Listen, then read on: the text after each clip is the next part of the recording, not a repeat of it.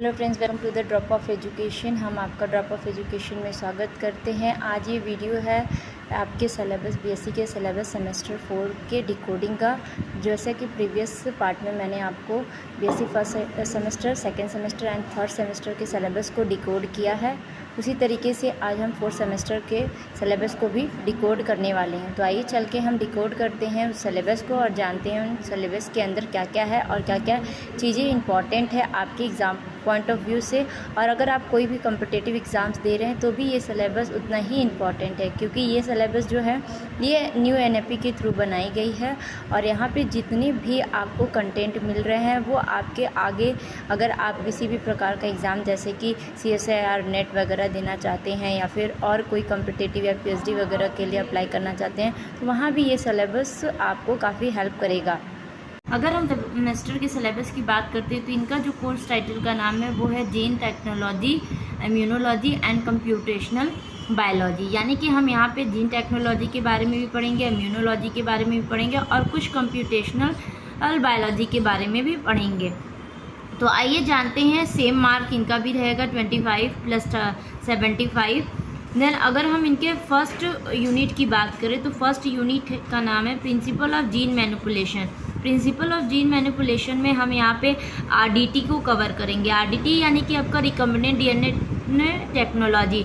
और ये एक टॉपिक ऐसा है जो कि ओवरऑल इतना इम्पॉर्टेंट टॉपिक है, खासकर टेक्नोलॉजी या फिर कह सकते हैं जेनेटिक इंजीनियरिंग का, जो कि हमेशा हर वक्त हर किसी एग्ज़ाम में पूछा जाता है, चाहे वो आपका ऑप्शनल एग्ज़ाम हो, चाहे वो आपका रिटन एग्ज़ाम हो, किसी भी प्रकार का एग्ज़ाम हो, वहाँ से क्वेश्चन ज़रूर कवर किए जाते हैं।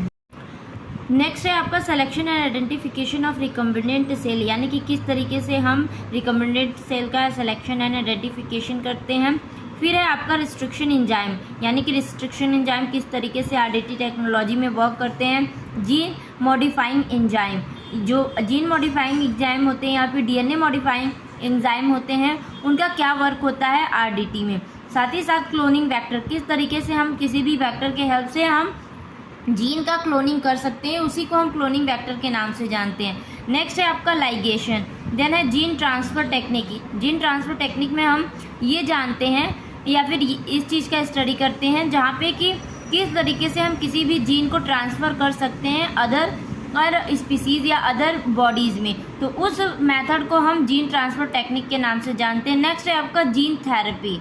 अगर हम सेकेंड यूनिट की बात करें तो सेकेंड यूनिट का नाम है एप्लीकेशन ऑफ जेनेटिक इंजीनियरिंग। यहाँ पे हम सभी चीज़ों के जो जेनेटिक इंजीनियरिंग प्रोसेस में यूज़ होती हैं उन सभी के एप्लीकेशंस के बारे में जानेंगे, जहाँ पे हमें सिंगल सेल प्रोटीन के बारे में जानना है, इनका एप्लीकेशन क्या होता है और ये क्या होते हैं। फिर बायोसेंसर, बायोचिप्स एंड आपका एक इम्पॉर्टेंट यहाँ पे crop and life stock improvement की किस तरीके से क्रॉप एंड लाइफ स्टॉक का इम्प्रूवमेंट होता है। साथ ही साथ हम किस तरीके से ट्रांसजेनिक एनिमल्स का डेवलपमेंट करते हैं और किस तरीके से हम ड्रग्स एंड वैक्सीन का फॉर्मेशन या डेवलपमेंट करते हैं। तो ये जो यूनिट है ये एक तरीके का एप्लीकेशंस को बताता है, क्योंकि कई सारे बायोजेनेटिक या फिर हम कह सकते हैं जेनेटिक इंजीनियरिंग को कवर करता है। यूनिट 3 की बात करते हैं तो इस यूनिट का नाम है DNA डायग्नोस्टिक। यहाँ पे हम DNA डायग्नोस्टिक के बारे में जानते हैं, जिसमें कि कई सारी चीज़ों को हम कवर करते हैं। खासकर हम किस तरीके से ह्यूमन डिजीज़ को एनालिसिस करते हैं, कैसे डिटेक्ट करते हैं और हमें कैसे पता चलेगा जो म्यूटेशंस है वो नोन है या अननोन है, इनके बारे में। और एक नया कॉन्सेप्ट है जो कि आपका फार्माकोजीनोमिक्स एंड फार्माकोजेनेटिक्स से रिलेटेड है। यहाँ पे हम फार्माकोजीनोमिक यानी जीनोमिक सीक्वेंस के बारे में और जेनेटिक सीक्वेंस के बारे में भी पढ़ते हैं। नेक्स्ट यूनिट की बात करें, यूनिट नंबर 4 जिसका नाम है immune system and it's component. ये भी एक काफ़ी इंपॉर्टेंट यूनिट है एग्ज़ाम पॉइंट ऑफ व्यू से एंड आपके competitive exam point of view से, दोनों से ही। आप किसी भी एरिया में अगर बायोलॉजी पढ़ रहे हैं, चाहे आप बॉटनी पढ़ रहे हैं, चाहे जूलॉजी पढ़ रहे हैं, वहाँ पे ये यूनिट हमेशा दिया रहता है, क्योंकि ये एक ऐसा ब्रॉड यूनिट है और इम्पॉर्टेंट यूनिट है कि कई सारी चीज़ों को कवर करता है। हम कवर करते हैं यूनिट नंबर 5 जिसका नाम है बायोस्टैटिक्स। एक्चुअली बायोस्टैटिक्स को 2 पार्ट्स में या 2 यूनिट्स में कवर किया गया। यूनिट नंबर 5 में बायोस्टैटिक्स 1 एंड यूनिट नंबर 6 में बायोस्टैटिक्स सेकेंड। ओवरऑल ये जो है आपके सिलेबस पर यूनिट 5th और 6th के, ये दोनों एक ही में आते हैं, जो कि बायोस्टैटिक्स में आते हैं। और बायोस्टैटिक्स में हम कवर करने वाले हैं mean, median, mode, variation, standard deviation. ये सभी आपके थोड़े से, क्या आप सोचेंगे कि ये सारे मैथ की चीज़ें यहाँ क्यों हैं? एक्चुअली ये मैथ नहीं, ये एक तरीके का बायोस्टैटिक्स है जहाँ पे बायो और मैथ के कॉम्बिनेशंस दोनों ही आपको देखने को मिलेंगे। और आप लोग इस चीज़ों से तो एकदम वाकिफ़ हो गए, आपने क्लास 8, 9, 10, 11, 12 में ये सारी चीज़ों को पढ़ा होगा। फिर अभी आप बीएससी कर रहे हैं या फिर कोई भी एग्ज़ाम की तैयारी कर रहे हैं तो वहाँ भी इन सारी चीज़ों को पढ़ेंगे।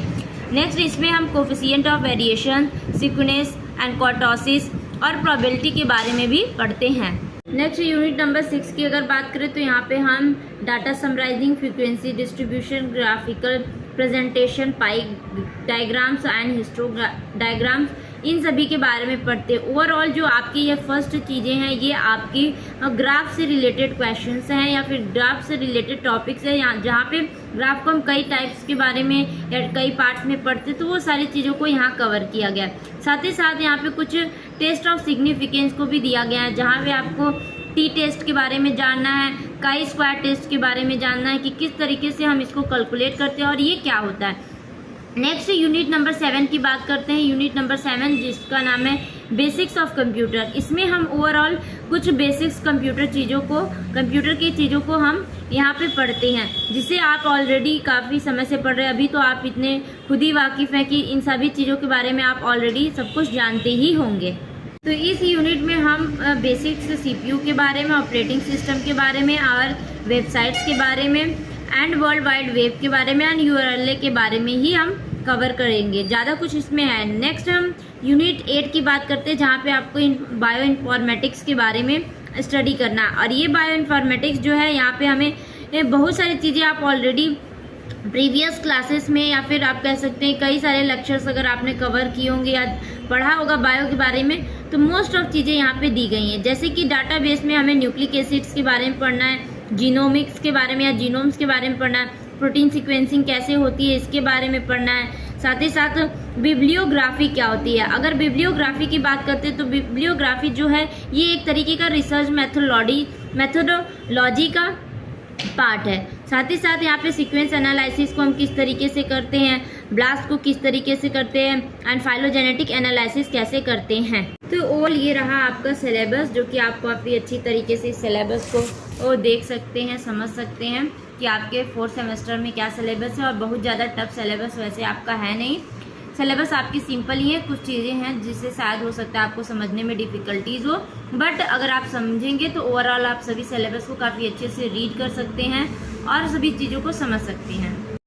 ओवरऑल हमने डिस्कस किया सिलेबस को और जाना कि क्या है सिलेबस के अंदर और क्या चीज़ें इंपॉर्टेंट है। फिर उसके बाद अब आपको अगर कोई भी न्यू अपडेट चाहिए या फिर कुछ नए वीडियो के लिए आप हमारे साथ जुड़ सकते हैं और देख सकते हैं कुछ इंटरेस्टिंग एंड कुछ बहुत सारी अच्छी और यूज़फुल चीज़ों को हमारे चैनल ड्रॉप ऑफ एजुकेशन पे। तब तक आप वीडियो को लाइक करें, चैनल को सब्सक्राइब करें, ढेर सारा सपोर्ट करें। Thank you very much.